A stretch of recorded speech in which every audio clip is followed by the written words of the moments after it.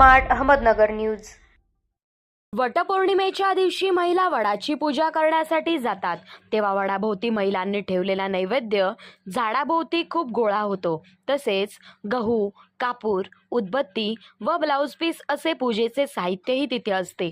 हे असे मिक्स झाले तर तो नैवेद्य कोणालाही खाण्यायोग्य राहणार नाही व तिथेच पडून सडेल किंवा दुसऱ्या दिवशी गोळा करून नदीमध्ये सोडावा लागेल।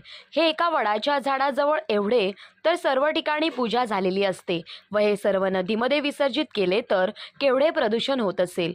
म्हणून मी सौ शारदा चावडीमणी, माझी सून सौ आराध्या चावडीमणी व तिथे लहान 2 मुलांना घेऊन आम्ही नैवेद्यामधील सर्व पोळ्या ब्लाउज पीसमध्ये गोळा केल्या। असे 4-5 गाठोडे झाले।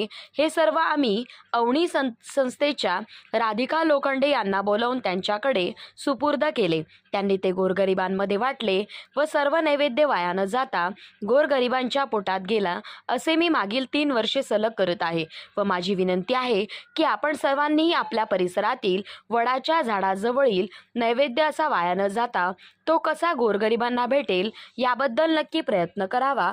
प्रतिनिधी विजय माने।